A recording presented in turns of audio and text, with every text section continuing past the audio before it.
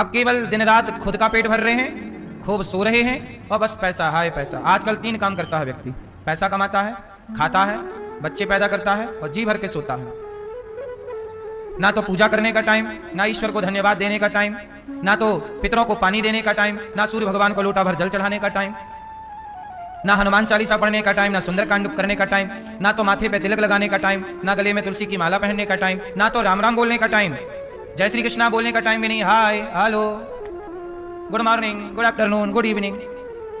क्यों? Good morning क्या है? राम राम बोलो भैया, जय श्री कृष्णा, सवेरा हो गया। दोपहर की राम राम, शाम की राम राम, क्या जरूरत है गुड मॉर्निंग की, गुड आफ्टरनून की, गुड इवनिंग की, गुड नाइट की? ज्ञान सब कुछ रखो। जब आप गुड मॉर्निंग बोल सकते हैं तो जय श्री कृष्णा क्यों नहीं बोल सकते? क्यों? हमारे पता कैसे चलेगा कि आप भारतीय हैं? मुसलमान टोपी लगाता है कहीं भी रहे दुनिया में। जब मुसलमान अपनी टोपी लगाना नहीं भूला तो तुम सनातनियों तिलक लगाना क्यों भूल गए? राम राम बोलना क्यों भूल गए? जय श्री कृष्णा बोलना क्यों भूल गए? ये तो तुम्हारा पतन है ना। ये तो सनातन का क्या हो गया? पतन हो गया। परंपराएं भूल गए हम लोग अपनी। जब दीपावली आए तो अपने बच्चों को बताओ कि दीपावली क्यों मनाते हैं। होली आए तो बच्चों को बताओ होली क्यों मनाते हैं। ये परंपराओं का बोध बच्चों को कराओ। ये दादा दादी की, माता पिता की जिम्मेदारी है। समय निकाल के गीता पढ़ना, गीता पढ़ाना, ये सब जिम्मेदारियां थी। अब कोई जिम्मेदारी नहीं है, केवल पैसा कमाना जिम्मेदारी रह गई है। भगवान ने विवाह किया। पहला विवाह भगवान का रुक्मणी जी से हुआ। रुक्मणी जी के पुत्र हुए प्रद्युम्न।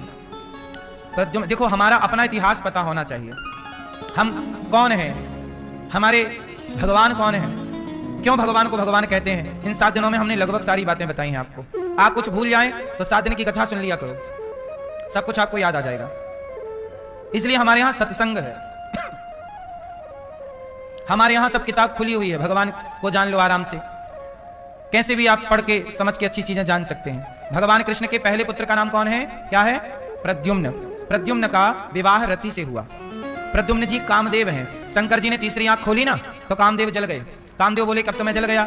शंकर जी के पास उनकी पत्नी रोई कि क्या करें। तब भगवान शंकर ने कहा कि अगली बार जो द्वापर युग आएगा, द्वापर युग में भगवान कृष्ण के पुत्र बनकर तुम्हारे इस पति का जन्म होगा। तो कामदेव जो हैं वो द्वापर में भगवान कृष्ण के बेटे बने और नाम रखा प्रद्युम्न। प्रद्युम्न भगवान के पुत्र हैं और ये कामदेव हैं। इन्होंने सम्रासुर को मारा और रति से विवाह किया। भगवान का पहला विवाह किससे हुआ? रुक्मणी जी से। और दूसरा विवाह जामवंत की बेटी जाम्बवती।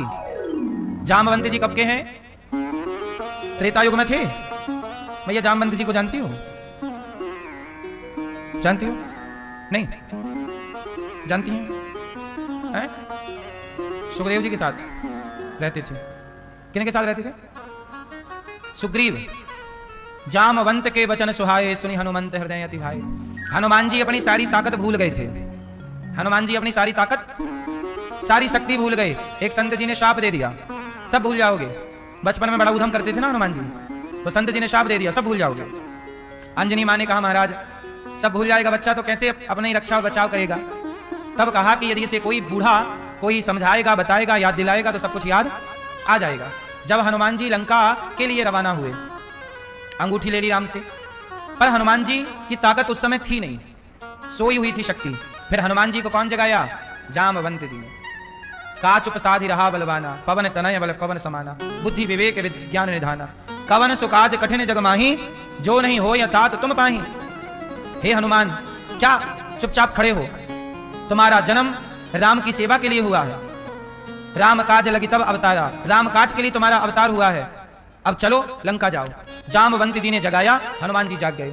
याद रखिएगा, ये जितने भी नौजवान हैं हमारे देश में, ये सारे नौजवान अपनी शक्ति भूल गए हैं। जब कोई समझदार इन्हें सही रास्ता दिखाता है तब ये सही रास्ते पर चल पड़ते हैं और दौड़ जाते हैं। इन्हें कोई जामवंत चाहिए, इन्हें कोई बूढ़ा जामवंत चाहिए। मैंने एक दिन बोला था ना कि हर अर्जुन को एक कृष्ण चाहिए। यदि कृष्ण ना होंगे तो अर्जुन अर्जुन ही ना होंगे। यदि अर्जुन को कृष्ण ना मिलते तो अर्जुन की भी तो ताकत भूल गए थे। वो धनुष डाल दिया, मैं नहीं लड़ूंगा महाभारत, लेकिन अर्जुन को कौन मिले? कृष्ण ने मार्गदर्शन दिया। यदि आपके जीवन में कृष्ण जैसे मार्गदर्शक नहीं है तो आप कितने भी पढ़ लिख लो, ताकत प्राप्त कर लो, पर सही गाइड नहीं है, सही मार्गदर्शक नहीं है तो आप किस मार्ग पर चलोगे? इसलिए होता है सेनापति। सेना ताकतवर होती है पर सेनापति उसे रास्ता दिखाता है, इस रास्ते पर अब करना है, अब अटैक करना है, ये करना है। इसलिए आज के नौजवान लड़का लड़कियों को इन्हें कोई अच्छा मार्गदर्शक चाहिए, और मुझे लगता है कि माता पिता से बढ़िया कोई मार्गदर्शक हो नहीं सकता। इसलिए माँ बाप को संस्कारों से भरा होना चाहिए। यदि आप खाली हो जाएंगे तब आज आपके बच्चे भटक जाएंगे। इसलिए बच्चों के सबसे बड़े गुरु उनके माता पिता ही होते हैं। तो अर्जुन को कृष्ण ने गाइड किया और हनुमान जी को जामवंत जी ने, अच्छा जामवंत जी की एक बेटी थी, क्या नाम था मैया? जामवंत जी की बेटी का नाम क्या था? क्या? जाम्बवती। जामवंत जी की बेटी का नाम क्या था? जाम्बवती। क्या नाम था मेरी मां? रामवती नहीं। जामवंत जी ने राम जी से कहा कि आप मेरी बेटी से विवाह कर लो। राम जी बोले मेरा तो विवाह हो गया। जामवंत जी बोले नहीं आप कर लो प्रभु, मेरी बेटी से कौन विवाह करेगा? राम जी बोले आपकी बेटी से हम अगले जन्म में करेंगे। जामवंत जी बोले तब तक तो हमारी बेटी बुढ़ी हो जाएगी। राम जी बोले नहीं, तुम्हारी बेटी पर और तुम पर काल का कोई प्रभाव नहीं पड़ेगा, जैसे आज हो द्वापर में भी वैसे रहोगे। तो त्रेता के जामवंत जी ने द्वापर में भगवान श्री कृष्ण से इन्होंने अपनी बेटी विवाही। अच्छा बेटी विवाहने की भी एक कथा है, तो मैं आपको यह बता दूं कि भगवान राम के कुछ काम रह गए थे, तो रह गए काम को पूरा करने राम जी द्वापर में कृष्ण बन करके आए और बचे हुए काम को पूरा किया। फिर क्या हुआ? एक दिन भगवान श्री कृष्ण को भगवान ने गणेश चतुर्थी की चंद्रमा को देख लिया, तो भगवान को झूठा कलंक लगा दिया। एक सत्राजित नाम के व्यक्ति रहा करते थे द्वारिका में। सत्राजित ने उन्हें सूर्य भगवान ने एक मणि दी। आसित सत्राजितः सूर्यो भक्तस्य परमः सखा प्रीतस्तस्मै मणिं प्रादात् सूर्यस्तुष्ट्यः स्यमंतिकम्। एक स्यमंतक मणि प्राप्त हो गई सत्राजित को। भगवान कृष्ण बोले कि ये सत्राजित तुम मणि का क्या करोगे? उस समय भगवान द्वारिका में थे। कहा कि ये मणि आप हमें दे दो, प्रजा का कल्याण होगा, भला होगा। सत्राजित ने वो मणि नहीं दी और वही मणि पहनकर सत्राजित का भाई प्रसेन जंगल चला गया। जंगल में एक शेर ने प्रसेन को मार डाला। शेर को जामवंत जी ने मारा और जामवंत जी वो मणि ले जाकर अपनी बेटी को देते हैं।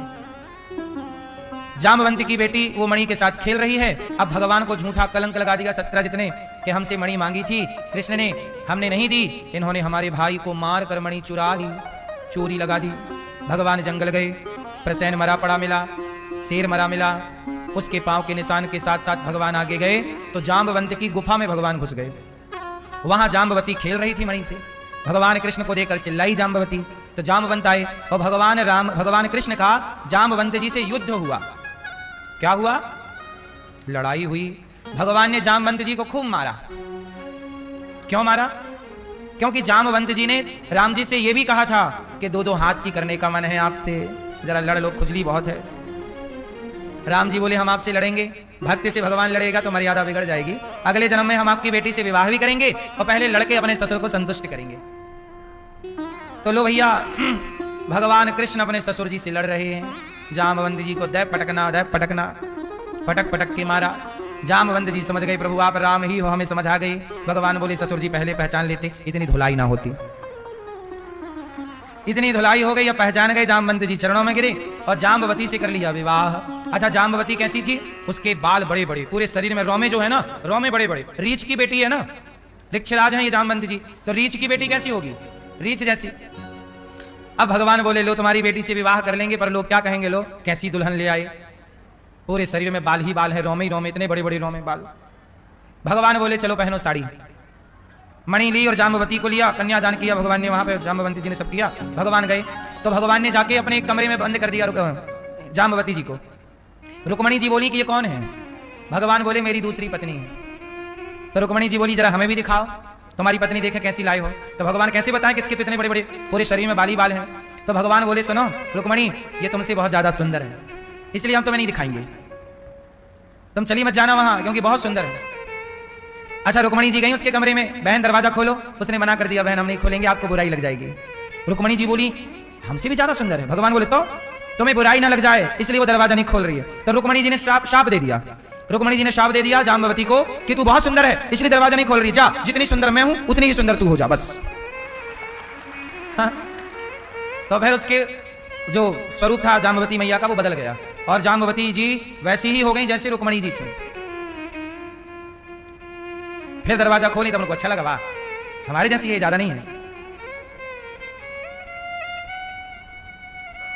भगवान के ऐसे ही दूसरा विवाह हुआ, तीसरा विवाह।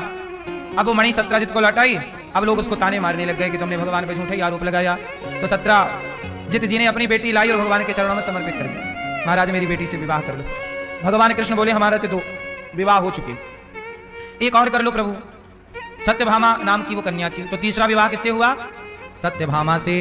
एक दिन भगवान यमुना जी में टहल रहे थे, एक कन्या मिल गई। अर्जुन और कृष्ण जा रहे थे तो कन्या को देखा अर्जुन ने, देवी आप कौन है? बोले मैं सूर्य पुत्री हूं, कृष्ण से विवाह करना चाहती हूं। अर्जुन बोले वो जा रहे हैं कृष्ण, पकड़ो जल्दी। यमुना जी गई, प्रभु हम आपकी दासी, हमें स्वीकार कर लीजिए। ऐसे भगवान का चलते चलते चौथा विवाह हो गया, फिर विधि विधान से किया, है ना। भगवान का चौथा विवाह यमुना जी से हुआ। इसलिए वृंदावन में कुछ हो, भगवान तो हैं यहाँ कण कण में, लेकिन भगवान की पत्नी यमुना महारानी आज भी प्रत्यक्ष रूप से यहाँ विराजमान है।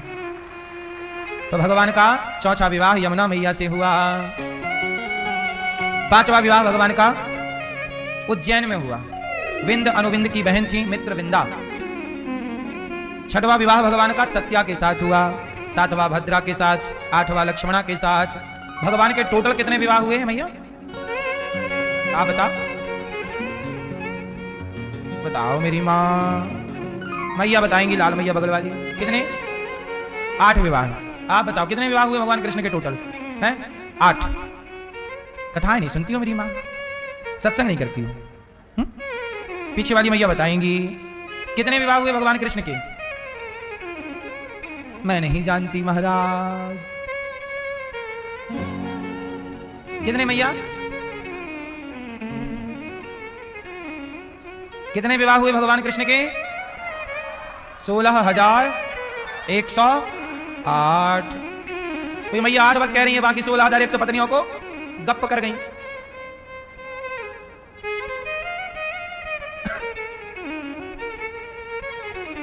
भौमासुर नाम का एक व्यक्ति,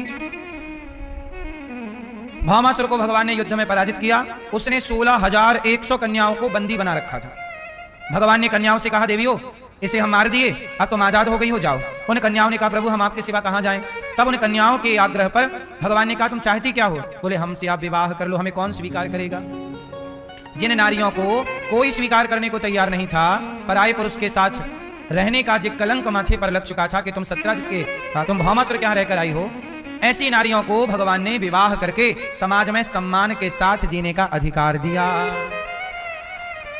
टोटल विवाह हो गए 16,108। भगवान के 16,000 तो देखो वेद की ऋचाएं हैं, 108 उपनिषद है। अच्छा ये बताओ भगवान कृष्ण ने इतने सारे विवाह क्यों किए? इतने विवाह करना सही है कि गलत है? क्यों मैया? आपके पति कौन है? बोलो मेरी मां, आपके पति कौन? कौन? चंपकलाल? अच्छा भावेश, आपके पति कौन? हाँ मैया आपके पति कौन? मैया आपके पति कौन? पीछे वाली मैया, मेरी प्यारी माँ आपके पति कौन? पीछे गुलाबी मैया आपके पति कौन? मेरी माँ कौन? ओह पीली मैया आपके पति कौन? कौन? घोचूलाल? सुनो मैया आप लोग झूठ कह रही हो कि वो हमारे पति। सुनो सबके पति भगवान हैं। सबके पति कौन? आप सबके पति भगवान, मेरे भी, हम सबके पति भगवान है कि नहीं? तो भगवान के केवल 16,108 नहीं, इस धरती पर जितने जीव हैं प्रत्येक जीव के पति परमात्मा है। कैसे? आप सब खुद कहते हो तुम हो एक अगोचर सबके प्राणपति, स्वामी सबके प्राणपति, किस विधि मिला हूं दया मैं तुमको मैं कुमति। ओम जय जगदीश हरे।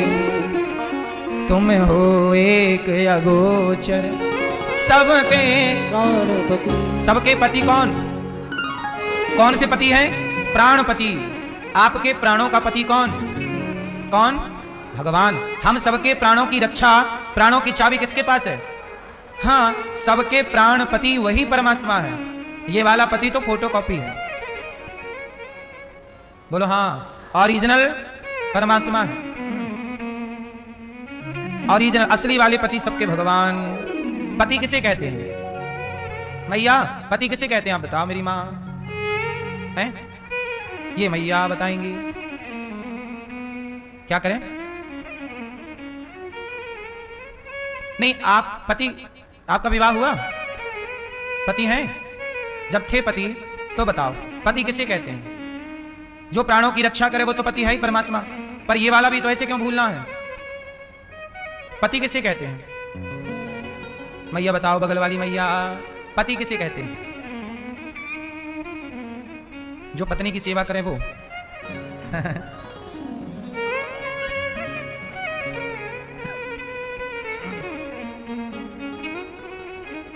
पति किसे कहते हैं? सुनो, पति जो अपनी पत्नी को पतित होने से, पतन होने से बचाए। जो अपनी पत्नी को पतित होने से, पतित मतलब पतन मतलब अधोगति, नरक जाने से बचाए। जो पति अपने पत्नी को पतन से बचाए वो पति है। इसलिए पुरुष का ख्याल क्या होना चाहिए? पुरुष सदा अपनी पत्नी का साथ दे, कभी भी अपनी पत्नी को अपने से दूर ना करे। और यही परिभाषा पत्नी की भी है। पत्नी किसे कहते हैं? मैया कौन बताएगा पत्नी किसे कहते हैं? आप बताओ मैया, पीछे वाली, पत्नी किसे कहते हैं? आप हो पत्नी की नहीं? तो बताओ किसे कहते हैं? पत्नी की परिभाषा, पति के साथ रहना, ये पत्नी। आजकल पत्नी, कुछ पत्नियां कैसे बोलती हैं अपने पति से कि या तो अपनी मां को रखो या तो हमें रखो। जो पत्नी अपने पति को पतित होने से बचाए, पतन। अब सोचिए कि आपका पति अपनी मां को घर से निकाल देगा तो आपका पति नरक जाएगा कि स्वर्ग? जो अपने माँ बाप को घर से निकाले वो बेटा नरक जाएगा। यदि आपका पति अपनी मां को निकाल दे घर से तो पति कहां जाएगा? नरक जाएगा।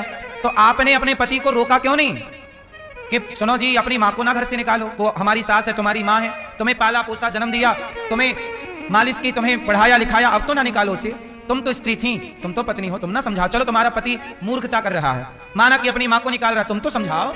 लेकिन आजकल तुम खुद ये कहती हो कि तुम या तो अपनी मां को रखो या हमें रखो। तो पति यदि तुम्हारे चक्कर में अपनी मां को निकाल देगा तो वो नरक जाएगा, और वो नरक गया तो तुम कौन सा स्वर्ग जाओगी?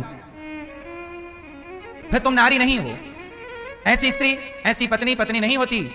पत्नी अपने पति को जो गिरा दे अपने धर्म से, अपने कर्तव्यों से, वो पत्नी थोड़ी है।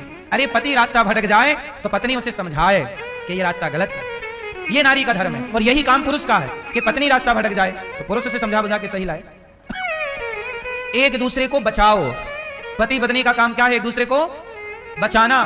पत्नी भी गलत ना हो, ये पति बचाए, और पति भी गलत ना हो, पत्नी बचाए। इसलिए अपनी पत्नी को भी बचाओ, अपने पति को भी बचाओ। इसलिए राम जब सोने का मृग लेने गए थे तो लक्ष्मण जी को खड़ा करके गए थे सीता मां की रक्षा के लिए। अपनी पत्नी को अकेले नहीं छोड़ना चाहिए। और लक्ष्मण जी भी चले गए तो रावण लेके चला गया। और जब रावण लेके गया तो राम जी ने अपनी पत्नी के लिए रावण से लड़ गए कि नहीं? और लड़ करके उसकी लंका जला करके, इतना बड़ा लंकापति राजा देवता थर थर कांपते, लेकिन राम लड़ गए। किसके लिए लड़ गए? बोलो मेरी मां। अपनी पत्नी के लिए। और लड़ ही नहीं गए, बंदर भालुओं की सेना बना ली, समुद्र में सेतु बना लिया। किसके लिए? अपनी पत्नी के लिए।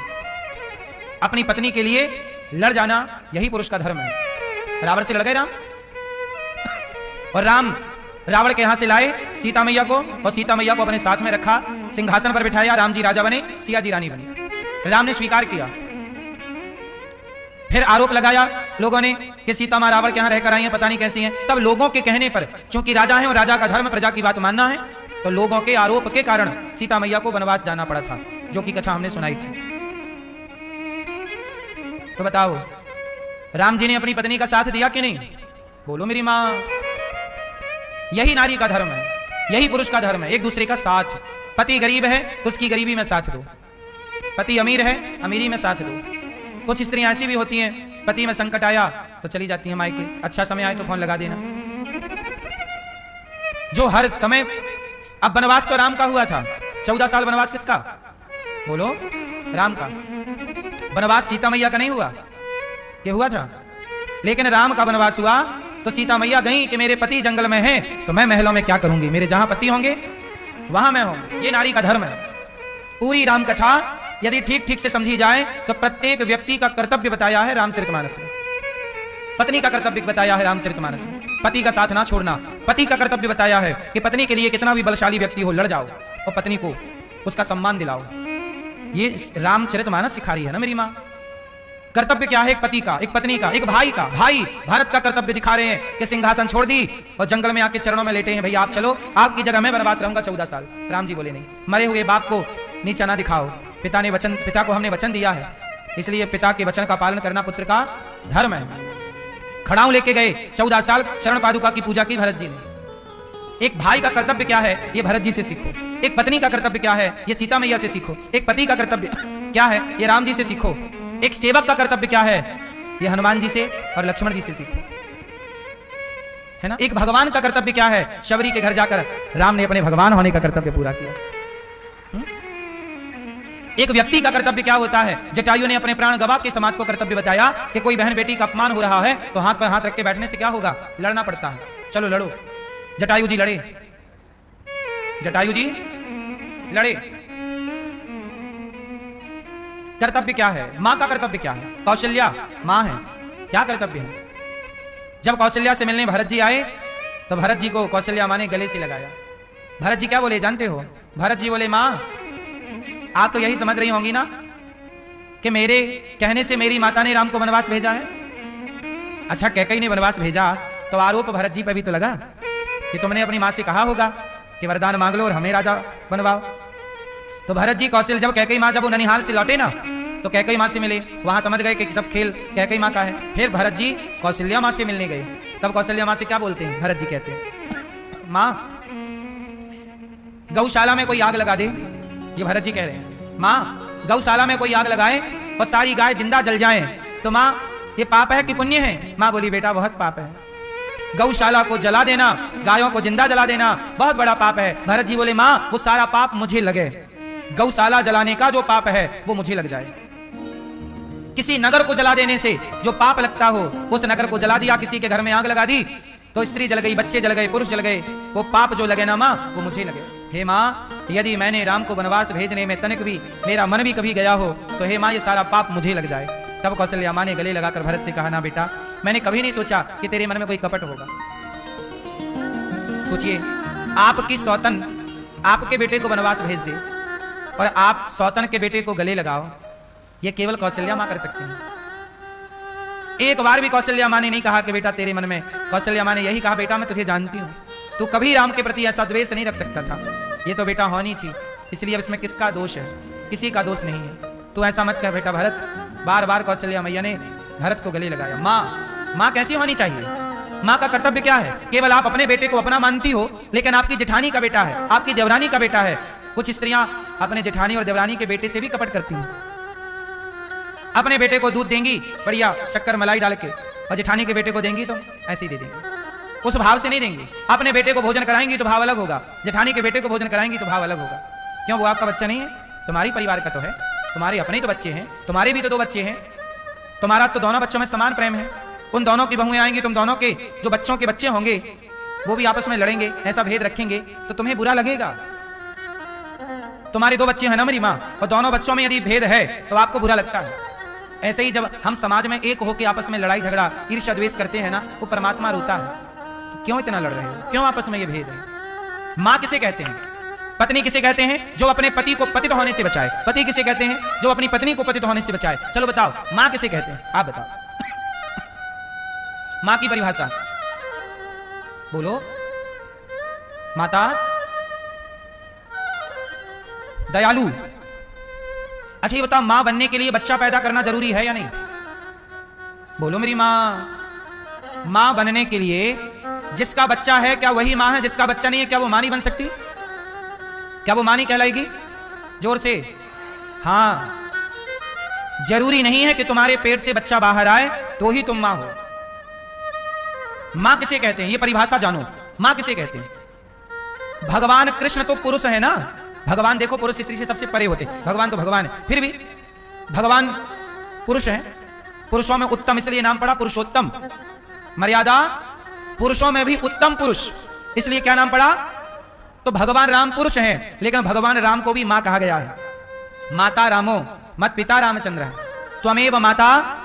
अब आप लोग आरती गाते हो ओम जय जगदीश हरि, तो जगदीश तो पुल्लिंग है, भगवान है, और उनके लिए क्या आया है? मात पिता, पिता बाद में मात, तो भगवान को क्या बोला गया? माता। बोलो मेरी मां। भगवान को क्या बोला गया? इसका मतलब यह है जिसके अंदर सबके प्रति ममता है वही माता है। प्रेम है, ममता है, करुणा है, दया है, वो मां है। वरना तुम्हारा बेटा है पर तुम्हें दया नहीं है, करुणा नहीं है, काहे की माता हो तुम? कुमाता भी तो होती है। पूत कपूत सुने हैं पर ना माता सुनी, बोलो कुमाता। अब ये बताओ, एक बार क्या हुआ, एक लड़की का विवाह फिक्स हो गया। एक लड़की का विवाह फिक्स हो गया, शादी की डेट फाइनल हो गई। दामाद आया तो लड़की की मां अपने दामाद के संग भाग गई। मां बोली बेटी तू रुक, मैं आती हूं पहले, दामाद के संग घूम फिर के। दामाद के संग भाग गई। ये खबर टीवी पे आई थी। बोलो हाँ। अब बताओ, जो अपनी बेटी के होने वाले पति के संग भाग गई, वो माता है कि कुमाता है? कलयुग है साहब। सुना था कि कुपुत्रो जायते क्वचिदपि कुमाता न भवति। हमारे शास्त्र कह रहे हैं कि पूत कपूत हो सकता है पर माता कभी कुमाता नहीं हो सकती। पर ये कलयुग है, कलयुग में कुछ भी संभव है। दामाद को लेके भाग गई। अब बताओ वो माता है कि कुमाता? फिर इसलिए कहता हूं अपने अपने धर्म का पालन करना चाहिए, मर्यादाओं में रहना चाहिए। तुम्हारा दामाद तुम्हारे पुत्र के समान है, तुम्हारा दामाद तुम्हारा बेटे की तरह है, और तुम बेटे की अपनी बेटी के होने वाले पति के साथ इस तरह का विचार लाई, ये भी एक पाप है। इसलिए मेरी मां, धर्म का ज्ञान जरूरी है। हर व्यक्ति को अपने अपने मर्यादाओं का बोध, आपकी मर्यादा क्या है ये आपको पता होना चाहिए, हमारी मर्यादा क्या है ये हमें पता होना चाहिए। मां की मर्यादा क्या है मां को पता हो, पिता की मर्यादा क्या है पिता को पता हो, बेटी की मर्यादा क्या है बेटी। इसलिए हमारा देश मर्यादा की बेड़ियों में बंधा है। लेकिन आजकल सबको आजाद होना है, किसी को मर्यादा में नहीं रहना, फ्रीडम चाहिए सबको। माई लाइफ माई चॉइस, हम कुछ भी करें, आप कौन होते हो बोलने वाले? ये नहीं, भारत का सिद्धांत ये नहीं है माई लाइफ माई चॉइस। यहाँ चॉइस माई चॉइस नहीं है, यहाँ धर्म की चॉइस है कि जो धर्म आज्ञा करेगा वो चॉइस आपकी है। अब माई लाइफ माई चॉइस में वो सास बोली कि माई लाइफ माई चॉइस में दामाद के संग भागू, तुम कौन होते हो बोलने वाले? वो माई चॉइस के चक्कर में भाग गई। माई लाइफ मेरी चॉइस में कहीं भी भागूं तो भाग गई दामाद के संग। वो भी ये सेंटेंस बोल देगी माई लाइफ माई चॉइस। आजकल यही तो बोला जाता है ना, माई लाइफ माई चॉइस, मेरी जिंदगी, कुछ भी करूं, कुछ भी हो रहा है, कुछ भी हो रहा है, फ्रीडम के नाम पे कुछ भी। बोलो हाँ। इसलिए मेरी मां, भगवान ने जो विवाह किए, हम सब भगवान की पत्नी हैं, हम सब भगवान हम सबके पति हैं। पति किसे कहते हैं? जो रक्षा करे। जैसे राष्ट्रपति राष्ट्र की रक्षा करता है, सेनापति सेना की रक्षा करता है, आपका पति भी आपका रक्षक है।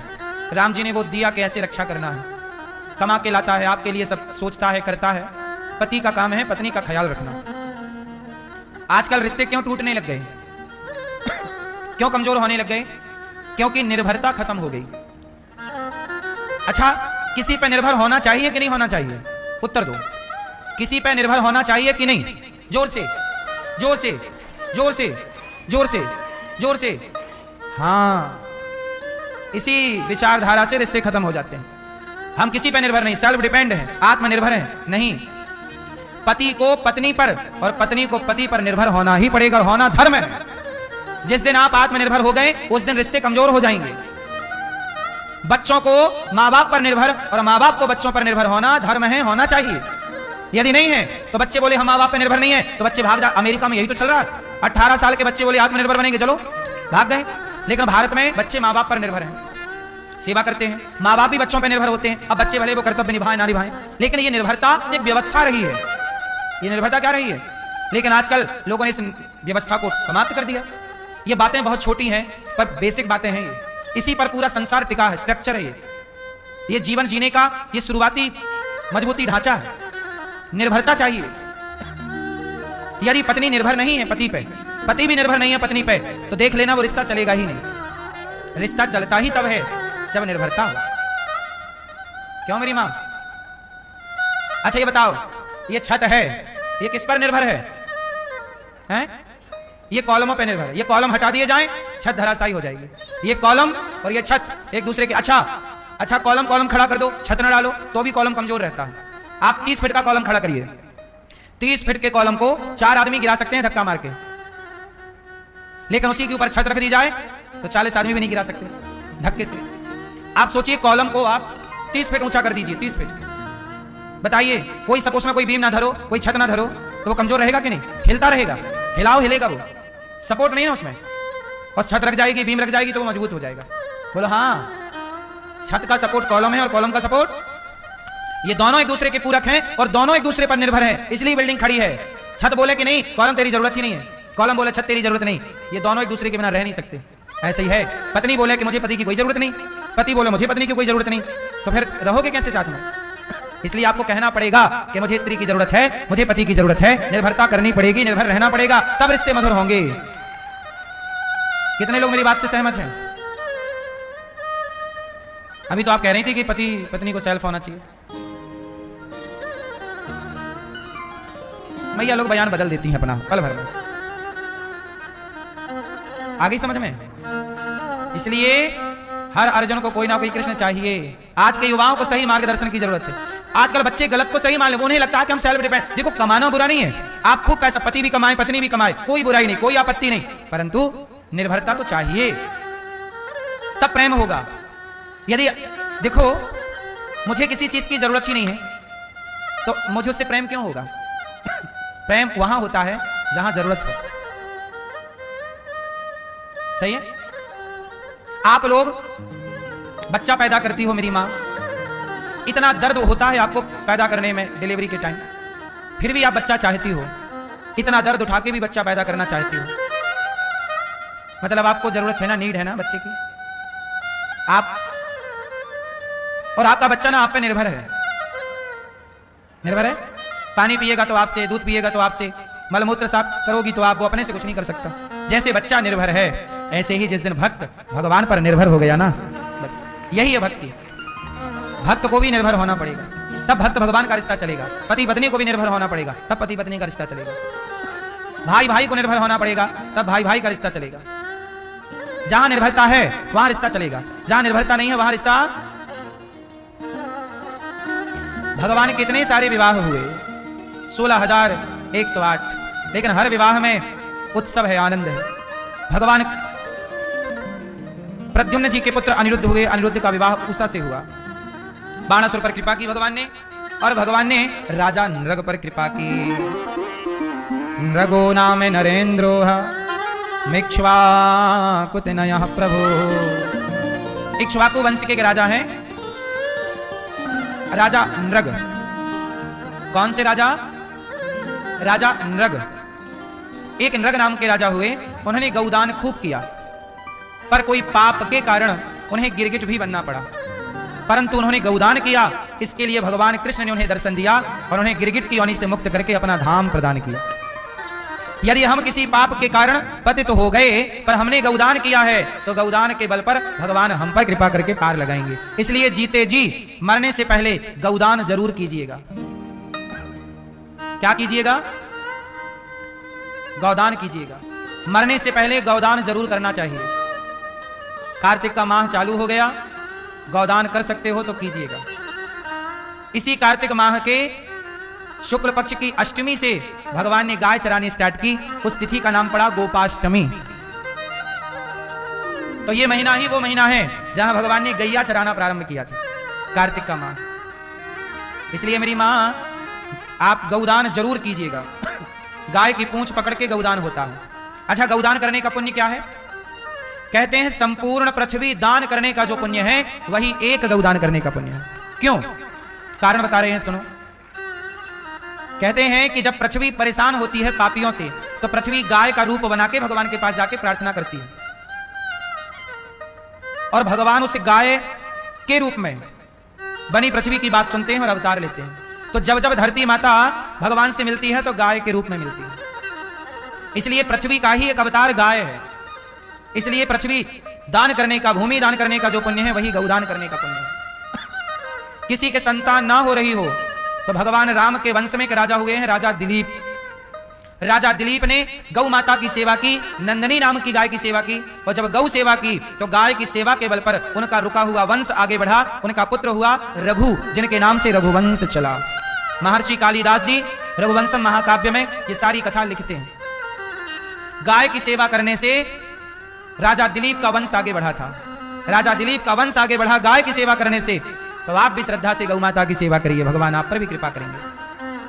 कहने का तात्पर्य है कि हमारे यहां गाय की पूजा हुई है, इसलिए गौदान करिए, गाय की सेवा करिए। मैं ये बताओ, गाय कितने तरह की होती है? देसी और जर्सी। जर्सी को गाय नहीं कहते। हाँ, गाय एक तरह की ही है, पर गाय के जो देसी गाय है, वेद लक्षणा गाय, वो गाय के प्रकार है। जर्सी को गाय नहीं कहते। गाय जो देसी गाय होगी, उस गाय की पहचान बताऊंगा। पहचान ये है कि सिर के पीछे का हिस्सा बड़ा होता है, उठा। गाय के सिर के पीछे का हिस्सा क्या है? बड़ा उठा हुआ। और गाय जो देसी होगी ना, उसके गले के नीचे झालर होगी। यहां हाथ फेरो, है ना। और जर्सी गाय में ये दोनों चीज नहीं है। तो हमारी जो देसी गाय है उसे गिर गाय भी कहते हैं, साहिवाल भी कहते हैं, राठी भी कहते हैं, राजस्थानी भी कहते हैं, हरियाणवी भी कहते हैं, गुजराती। जो गुजराती गाय है वो कौन सी गाय होती है? गिर गाय। गिर गाय गिरनार के जंगल की गाय है। जब भगवान श्री कृष्ण द्वारिका से चले गए लीला पूरी करके, तो भगवान अपनी सारी गाय, चूंकि द्वारिका को पानी में डुबाना था, तो भगवान कृष्ण की सारी गाय उन्होंने गिरनार के जंगल में, गिर जंगल है ना गुजरात में, उस गिर जंगल में सारी गाय अपनी छोड़ के गए। और द्वारिका को पानी में डुबाना था तो गाय को जंगल में, तो उस गाय का नाम पड़ा गिर गाय। तो गिर गाय वही गाय है जो भगवान कृष्ण के साथ रहा करती थी। वो गाय यहीं ब्रजमंडल से गई, भगवान की अपनी गाय यहीं से भगवान लेके गए। तो भगवान गायों से बहुत प्रेम करते हैं, इसलिए गौदान, गाय की पूंछ पकड़ के गाय की परिक्रमा जब आप लगाते हैं, गाय की सेवा करते हैं, गाय को रोटी देते हैं, गाय को चारा देते हैं, पूंछ पकड़ के जब दान करते हैं, तो आप पुण्य के भागीदार बनते हैं। इसलिए गौरी गोपाल गौशाला में आया करो, गौदान किया करो, बच्चों का तुलादान किया करो। तुलादान क्या है? बच्चे के वजन का चारा, दलिया, खल, चोकर, बच्चे के वजन का तौल करके और गाय को खिलाना, ताकि बच्चे के आने वाला संकट, अलाय वलाय सारी गैया चर खा के और पचा दे पगुरा के। इसलिए तुलादान करना चाहिए। भगवान कृष्ण का भी तुलादान हुआ था ना। एक पलड़े में श्री कृष्ण बैठे, दूसरे पलड़े में स्वर्ण से तुलादान हुआ था। सत्यभामा के अभिमान को समाप्त करने के लिए हुआ था। तो तुलादान की परंपरा द्वापर की है, अनादि है। इसलिए अब ये सब चीजें लोग भूल गए। बच्चों को आप बच्चों का तुलादान जरूर कराया करो। गौरी गोपाल गौशाला आओ, तुलादान बच्चों का कराओ।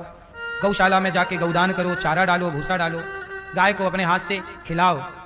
आपने देखा होगा जब भी आप गौशाला जाते हैं, गैया तुरंत आपके पास दौड़ के आ जाती है। वो गाय ये पूछने आती है कि हमारे लिए क्या लाए हो, और आके आपके हाथ को चाटने लग जाएगी। मानो वो कह नहीं पाती कुछ, प्रभाव उसका यही, हमारे लिए क्या लाए हो। जब आप उसे खिलाते हो बड़ी खुश होती है। इसलिए गौशालाओं में कभी जाओ, खाली हाथ ना जाया करो। जरा सा गुड़ ही सही, जरा सा चारा ही सही लेके जाओ, खाएगी, तुम्हारे पास आएगी, खाएगी, तुम्हें चाटेगी। जब तुम्हें गाय प्रेम से चाटती है, समझ लो गाय तुम्हें आशीर्वाद दे रही है, जाओ तुमने हमारा पेट भरा है, भगवान सदा तुम्हें सुखी रखे। पर अब कौन समझता है गाय को? अब गाय की कहां, अब तो लोग कुत्तों से अपना मुंह चटवा रहे हैं। बदल गया जमाना। अब मुंह कौन चाट रहा है? कुत्ता। कुत्ते के लिए बिस्किट हैं आपके पास, पर गाय के लिए चारा नहीं। देख तेरे संसार की हालत क्या हो गई भगवान, कितना बदल गया इंसान। तो गौदान जीवन में कर लो, जीते जी अन्नदान कर लो। 3 काम मरने से पहले कर लेना। पहला गौदान, दूसरा अन्नदान। जैसे गौरी गोपाल में साधु संतों को भोजन होता है ना, भोजन कराओ। जीते जी अपना अन्नदान कर लो, क्योंकि मरने के बाद 13 भी बच्चे कर पाए ना कर पाए, 13 ब्राह्मण मरने के बाद खाएं, खा पाए ना खा पाए, कोरोना में मरे तो 13 ब्राह्मण भी नहीं मिले। बताओ कब आपातकाल आ जाए? कोरोना में जो मरे उनकी 13वीं ठीक हो पाई? बताओ नहीं हो पाई ना। फिर इसलिए अपने 13वीं वेरवी जीते जी कर लो, आराम से सब अच्छा जीते जी दान पुण्य कर लो, खिलाओ पिलाओ, फिर आराम से केवल मरना रह जाए, मरेंगे बिंदास।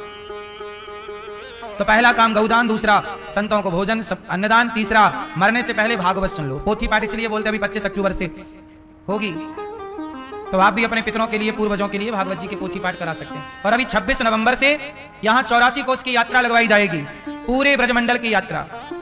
भगवान कृष्ण ने जहां जहां लीला की, कहीं मिट्टी खाई ब्रह्मांड घाट है, राधा कृष्ण का विवाह हुआ वो भांडीर वट है, भगवान कृष्ण के 84 कोस का ब्रजमंडल है। कहते हैं जो 84 कोस की यात्रा करता है वो 84 लाख योनियों से मुक्त हो जाता है। इसलिए हो सके तो 84 कोस की यात्रा भी होगी। 26 नवंबर से आप लोग आइएगा और 7 दिन हम आपको ले चलेंगे सब जगह दर्शन कराने। प्रेम से 84 कोस की यात्रा कीजिएगा। 84 कोस जब मैया यशोदा बोली ना, कन्हैया बेटा मोको 4 धाम की यात्रा कराए दे, तब भगवान कृष्ण बोले मैया तू तो बूढ़ी है गई, अब 4 धाम की यात्रा तेरे से कैसे होगी? तो भगवान बोले मैया तो एक काम कर, तू 4 धाम नहीं जा सकती पर मैं 4 धाम को ब्रजमंडल में ला सकता हूं। तब भगवान ने सारे तीर्थों का आवाहन ब्रजमंडल में किया था मैया यशोदा और नंद बाबा के लिए, और कहा था कि जो भारत के सारे तीर्थों का स्नान और दर्शन नहीं कर सकते वो एक बार 84 कोस की परिक्रमा कर लें, सारे तीर्थों के स्नान दर्शन का फल प्राप्त होगा। तो सबसे पहले 84 कोस की यात्रा भगवान कृष्ण ने लगवाई थी अपनी मैया यशोदा और नंद बाबा को। तो आप भी अपनी मैया को, अपने बाबा को लइयो और ब्रजमंडल की 84 कोस की यात्रा लगवाई हो। 84 कोस की यात्रा करवाने से आपको संपूर्ण तीर्थ यात्रा कराने का फल प्राप्त हो जाता है। ये महिमा है।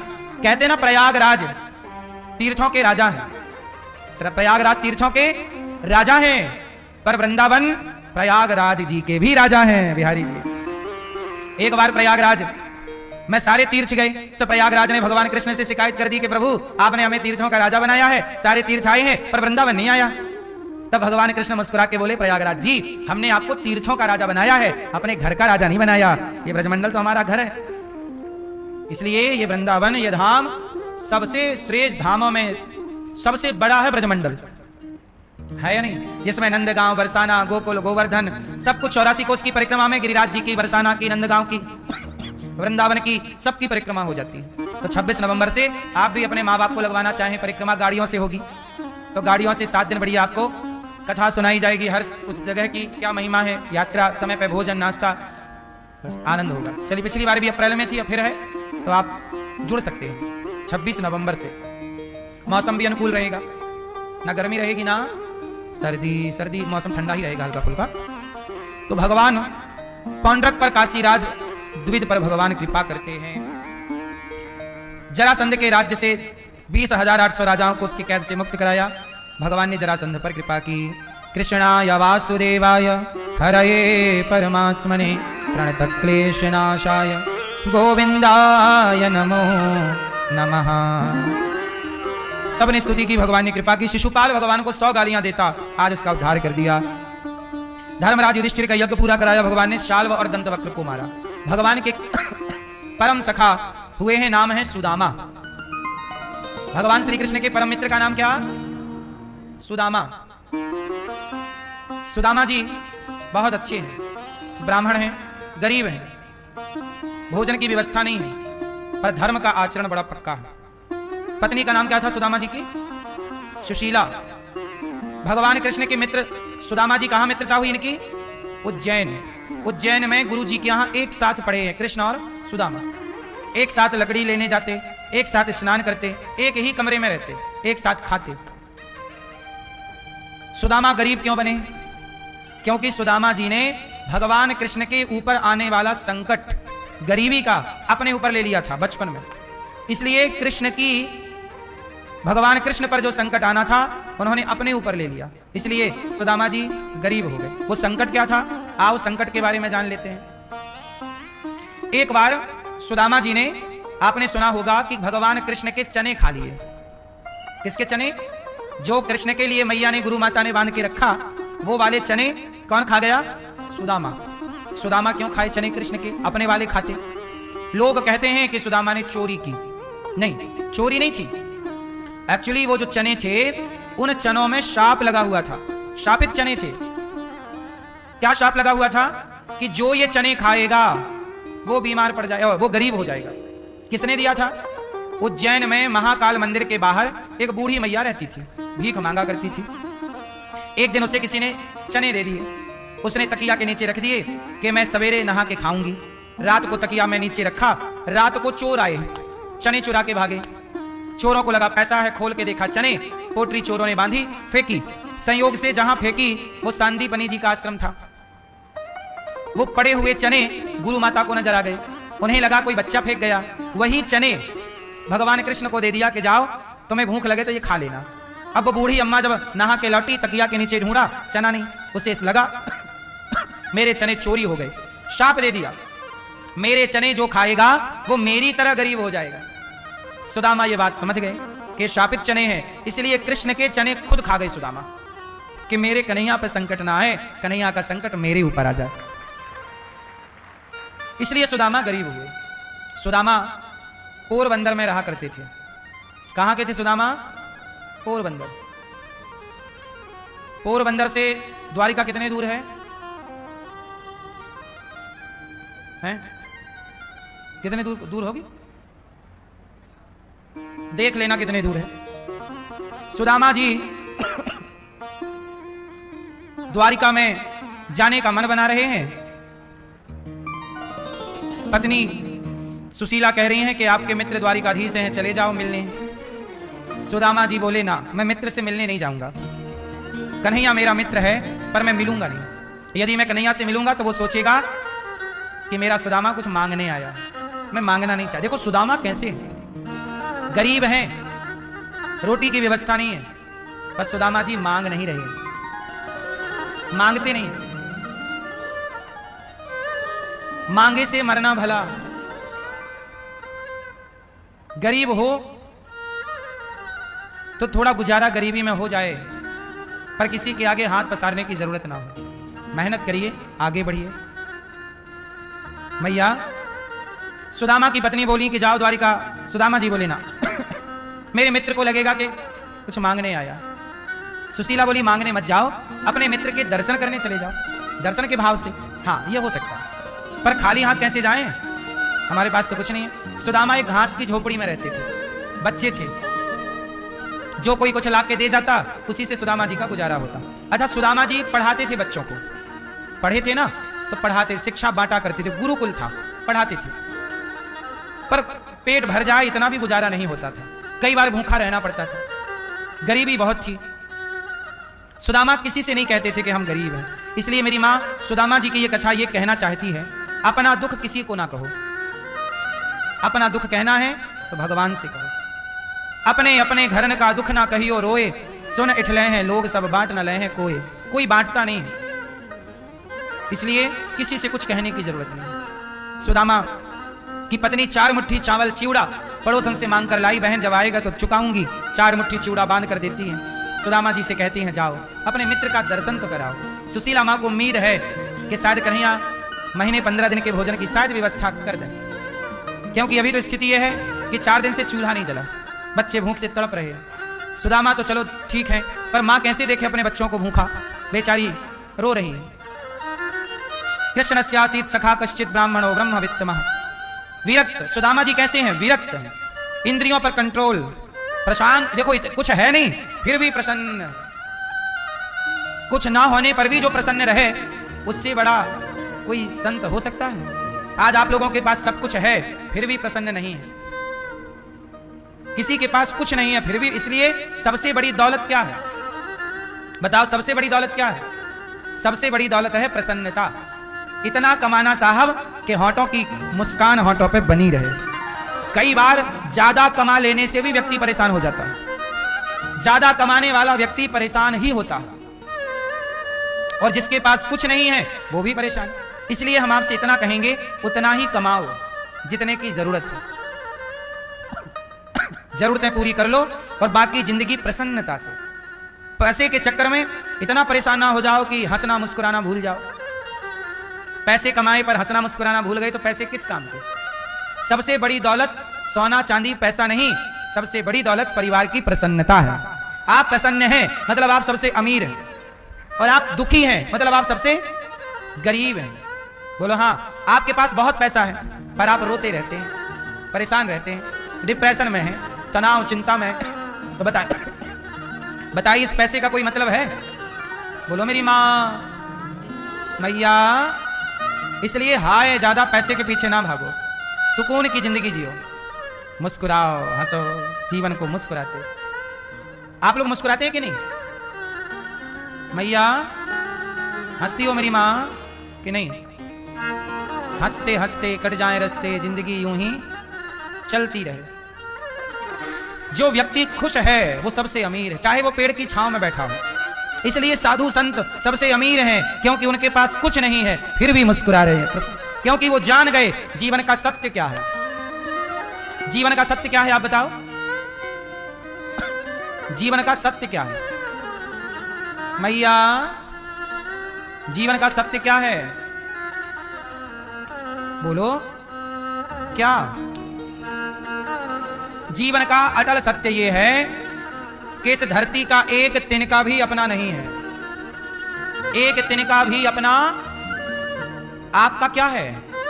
बोलो मेरी मां, आपका कुछ है? आप कहते हो ये घर हमारा, बेटा हमारा, बेटी हमारी। घर बेटा बेटी तो छोड़ो, क्या ये आंख आपकी है? कान आपके हैं? ये हाथ आपका है? यदि ये हाथ आपका है तो पैरालिसिस हो जाता है, तब वो हाथ काम नहीं करता। तुम्हारा था तो काम क्यों नहीं कर रहा है? कराओ काम। आंख आपकी थी तो बुढ़ापे में कम दिखने लग गया, रोक लो ना आंख को, क्यों अंधी हो रही है? जगाओ भैया को। यदि शरीर आपका था तो बूढ़ा हो गया, आप रोक पाए? क्या आप अपने आप को बूढ़ा होने से रोक पाओगे? जोर से। इसका मतलब ये शरीर भी आपके हिसाब से नहीं चल रहा है। आपका शरीर भी आपका नहीं है। जब ये हमारा नहीं तो हम इससे किसे कहें कि ये हमारा है? जिसे ये ज्ञान हो गया कि कुछ भी अपना नहीं है, वो सुखी हो गया कि है ही नहीं कुछ अपना। आनंद से मुस्कुराओ, जियो बिंदास, भजन करो, अच्छे काम करो, छुट्टी।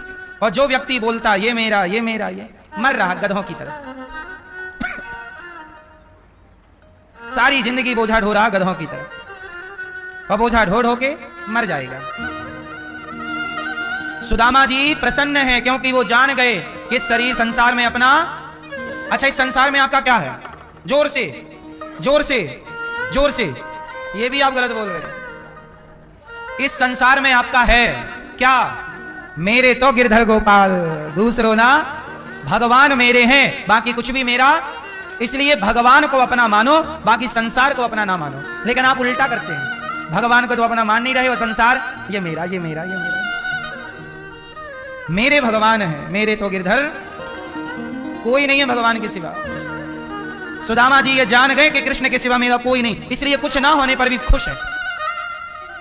आप लोग भी ये पता नहीं कब तक जान पाओगे कि आपका ईश्वर के सिवा सत्य यही है। अब आप ये बात आज मान लो या 10 साल बाद मानना, या कभी मत मानना। हाँ मैया, चला लो मोबाइल, निकाल लो मोबाइल है? सर्च कर रही है मैया मेरा कौन संसार में। सुदामा जी कुचैलम मलिनम क्षामम। सुदामा जी फटे पुराने कपड़े पहनते। देखो, जिसे खुश रहना है वो पुराने कपड़ों में भी खुश है, और जिसे परेशान रहना वो ब्रांडेड कपड़े पहन के भी परेशान है। फटे पुराने कपड़े पहनकर सुदामा जी आज जा रहे हैं द्वारिका। चल पड़े 4 मुट्ठी चिवड़ा लेकर। अच्छा, सुदामा जी से आपने क्या सीखा? क्या सीखा मैया? आपने क्या सीखा? क्या? पीछे वाली मैया, सुदामा जी से क्या सीखा मैया? लाल मैया, आपने कि परिस्थिति कैसी भी हो पर भगवान का चिंतन नहीं छोड़ना चाहिए, अमीरी हो या ईश्वर का चिंतन। सुदामा जी ये सिखा रहे। चले 4 मुट्ठी चिवड़ा लेकर, चावल लेकर। रास्ता पता नहीं, भगवान कृष्ण ही आज रास्ता बताने आ गए। जब आप ईश्वर के रास्ते पर चल पड़ते हो तो मंजिल तक पहुंचाने की जिम्मेदारी भगवान की हो जाती है। वो किसी ना किसी रूप में आपका मार्गदर्शन करने आएंगे जरूर, बस भरोसा रखिए, वो आते हैं, पहचान पाओ ना पहचान पाओ। सुदामा जी चले द्वारिका। मेरी मां सुदामा जी, भगवान श्री कृष्ण बोले कि बाबा कहां जा रहे हो? बोले द्वारिका। क्यों? बोले मित्र से मिलना है। सुदामा जी को द्वारिका पहुंचा दिया भगवान ने। द्वारिका के लोगों ने पहली बार ऐसा देखा, ऐसा ब्राह्मण गरीब, हड्डी दिख रही है, इतना बिल्कुल फटे पुराने कपड़े। लोगों ने पूछा, भाई आप कहां से हो? सुदामा जी ने कहा, हम पोरबंदर से आए हैं और हमारे मित्र हैं कृष्ण। लोग बड़े मजाक उड़ाए, देखो कृष्ण तुम्हारे मित्र कैसे हो सकते हैं? भाई राजा का मित्र तो राजा होगा, आप कैसे हो जाओगे? सुदामा बोले, नहीं हमारे मित्र। लोग बोले, अच्छा भीख मांगने का नया तरीका ढूंढा है। लोगों की बातें सुन के सुदामा जी को बड़ा बुरा लगा। राम राम राम राम। अच्छा बात सही है, आपके पास कुछ ना हो तो आपकी बात का भरोसा कोई नहीं करता। आपके पास कुछ हो तो लोग आपकी बात का भरोसा करते हैं। सुदामा जी की बात का भरोसा नहीं किया।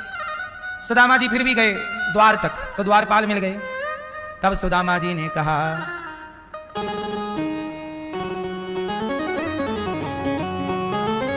सुदामा जी बोले, कोई घनश्याम से कह दो। ए भैया द्वारपाल सुनो, जरा घनश्याम से कह दो, तुम्हारा यार आया है। कोई घनश्याम से कह दो, तुम्हारा मित्र आया है, तुम्हारा यार आया है। जाओ, तुम कहां से आए हो? पूरा अपना बताया, सब हाल पता।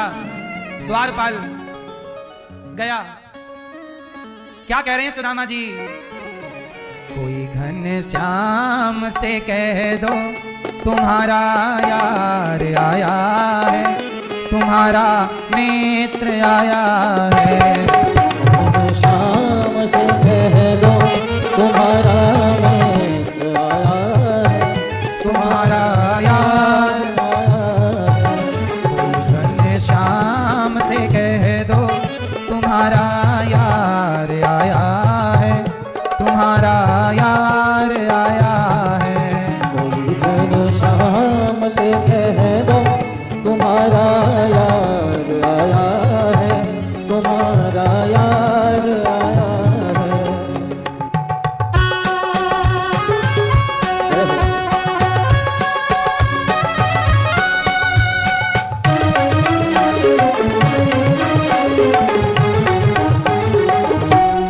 सुदामा नाम है मेरा, सखा घनश्याम है मेरा। क्या नाम है तुम्हारा? सुदामा नाम है मेरा, सखा घनश्याम है मेरा। सखा घनश्याम है मेरा। न घबराओ कहो जाकर, दिया है द्वार पर डेरा। दिया है द्वार पर डेरा। क्या कहा सुदामा जी ने? घबराओ मत। जब सुदामा जी को देखा ना द्वारपाल ने, और सुदामा जी बोले मेरा यार है, मित्र है, तो घबरा गया ना वो द्वारपाल। ऐसा कैसा मित्र हो सकता है?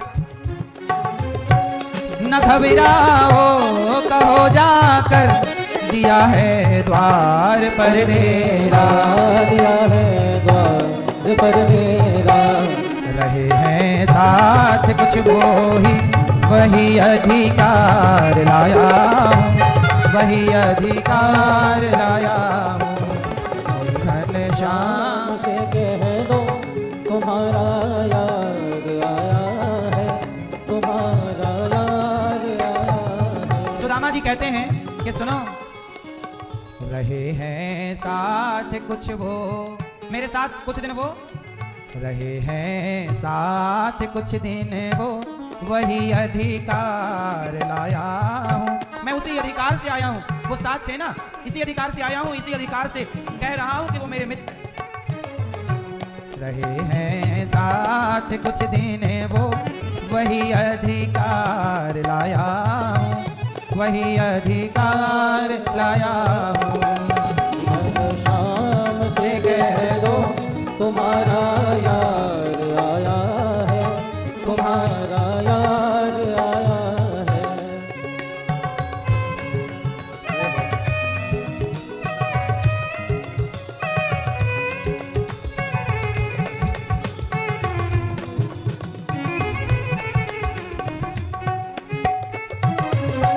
हुई दुर्बल मेरी हालत, पड़े हैं पाँव में छाले। निहारो कौन आया है, अरे ओ द्वारिका वाले, अरे ओ द्वारिका वाले। सुदामा जी ने देखा कि द्वारपाल थोड़ा देर कर रहा है, तो सुदामा जी द्वार से ही कन्हैया से कहने लगे, हुई दुर्बल मेरी हालत, पड़े हैं पाँव में छाले, पड़े हैं पाँव में छाले। निहारो कौन आया है, अरे ओ द्वारिका वाले, अरे ओ द्वारिका वाले। सहारा कोई ना भैया, छोड़ संसार आया हूँ, छोड़ संसार आया हूँ। शाम से कह दो तुम्हारा यार आया है, तुम्हारा यार आया है। सुदामा जी बोले, कन्हैया तेरे द्वार पे खड़ा हूँ, तेरा हूँ, तुम स्वीकार नहीं करोगे तो बताओ फिर हम जैसों को स्वीकार करेगा कौन। सहारा कोई ना भैया, हे कन्हैया, सहारा कोई ना भैया, छोड़ संसार आया हूँ, छोड़ संसार आया हूँ। जब सुदामा की पुकार द्वारपाल ने द्वारिका धीश तक पहुंचाई, द्वारपाल बोला, हे प्रभु कोई आपका बचपन का यार है क्या? सुदामा, भगवान कृष्ण बोले, यार तो है। क्या नाम है? सुदामा। अच्छा सुदामा आया है, एक बार सुना सुदामा, पहचान गए, मेरा मित्र सुदामा आया है, ये मेरा बचपन का मित्र है। आया है, कहाँ है? बोले द्वार पर है। अच्छा, भगवान ने ये नहीं कहा कि उसे अंदर लाओ, भगवान बोले मित्र आया है, मैं खुद जाऊंगा अपने मित्र को लेने के। सुदामा, सुदामा। रुक्मणी मैया बोली कि ब्रह्मा जी आते हैं ऐसे नहीं उतावले होते, इंद्र आते हैं ऐसे नहीं भागते, कौन आ गया? भगवान दौड़े हैं द्वारिकाधीश सिंहासन छोड़कर। वाह प्रभु, इतने दयालु आप ही हो सकते हैं, आप जैसी दयालुता भला कहाँ किसमें है? आज कौन अमीर बन के गरीबों को पहचानता है, लेकिन धन्य मेरे द्वारिकाधीश, वो सुदामा जैसे गरीबों को भी जानते हैं, भुलाए नहीं है। हम जैसे पापियों को भी वो याद रखते हैं, इसलिए तो आप भगवान है ना प्रभु। सुदामा, सुदामा दौड़ पड़े। भगवान की पूरी पटरानियां घबराई, कौन है? सुना घन श्याम ने जब ये बुनंगे पांव दौड़े हैं, बुनंगे पांव दौड़े हैं। मुकुट सिर पर न था उनके, मधुर बंसी भी भूले हैं, मधुर बंसी भी भूले हैं। मेरे बचपन का है वो यार, मेरे घर आज आया है, मेरे घर आज आया है। बचपन का है वो यार, मेरे घर आज आया है, मेरे घर आज आया है। इस तरह सुदामा जी द्वार पर खड़े हैं और भगवान दौड़ रहे हैं, सुदामा, सुदामा। सब लोग पीछे पीछे भाग रहे हैं। सुदामा को लगा बड़ी देर हो गई, आए नहीं, लगता भूल गए। सुदामा वापस जाने लगे, तब आवाज आई, सुदामा। पलट कर देखा, वही भगवान के घुंघराले से बाल, वही सुंदर सी छवि। सुदामा भगवान की पावन छवि देख रहे। भगवान का दुपट्टा गिर गया, सुदामा की लाठी गिर गई हाथ से छूटकर। भगवान ने द्वारिकाधीश ने हृदय से भर लिया, हृदय में लगा लिया, हृदय से लगाया, मित्र सुदामा, मेरे मित्र। भगवान श्री कृष्ण से भगवान कृष्ण बोले, मित्र तुमने बड़ी देर कर दिया ने। सुदामा बोले, कन्हैया देर तो तूने लगा दी, कब से तेरे द्वार पर खड़ा था। हाथ पकड़ा सुदामा का, चलो ले गए। एक ब्राह्मण का, एक गरीब का सम्मान कैसे करना चाहिए, ये कोई द्वारिकाधीश से सीखे। सारी सिंहासन छोड़ दिए भगवान और अपने सिंहासन पर सुदामा को बिठाया। और कोई सिंहासन भी तो दे सकते थे, नहीं नहीं, मेरी सिंहासन। अपनी जगह पर सुदामा को बिठाया है और रुक्मणी जी से कहा, जरा जल लाओ, पांव धो दें। चरण जल लाने में देर लगा दी मां भगवती रुक्मणी अम्बा ने। तब भगवान ने, देख सुदामा की दीन दशा, करुणा करके करुणा निधि रोए। पानी परात को हाथ छुओ नहीं, नैनन के जल से पग धोए। नेत्रों के जल से सुदामा के पांव धो दिए भगवान ने। सुदामा से बड़ी मित्रता, बड़ी प्रीति। देखो जरा, गरीबों का सम्मान करना चाहिए, ये भगवान की ये कथा कह रही है। ब्राह्मण का सम्मान करना चाहिए, भगवान की कथा ये कह रही है। और आज देखो, गरीबों का भी सम्मान नहीं है और ब्राह्मण का भी सम्मान लोगों ने छोड़ दिया। और भगवान की प्रत्येक कथा कुछ ना कुछ मैसेज दे रही है। कोई जरूरतमंद है, गरीब है, तो उसका तिरस्कार ना करो।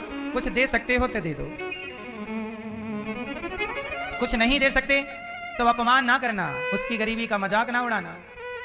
क्योंकि आज उसके सिर पर गरीबी है, कल वो गरीबी आपके सिर पर हो सकती है, क्योंकि बदलने में टाइम कहां लगता है। हुई दुर्बल मेरी हालत, पड़े हैं पांव में छाले, निहारो कौन आया है, अरे ओ द्वारिका वाले। सहारा कोई ना भैया, छोड़ संसार आया हूँ, छोड़ संसार आया हूँ। कोई नहीं।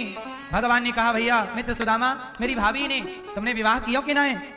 सुदामा ने कहा, हाँ लाला हमने विवाह कियो। तो भाभी ने कछु भेजी मारी ताई। सुदामा पोटरी छिपाए भी लग गए। इतने बड़े राजा को चावल क्या खिलाएं?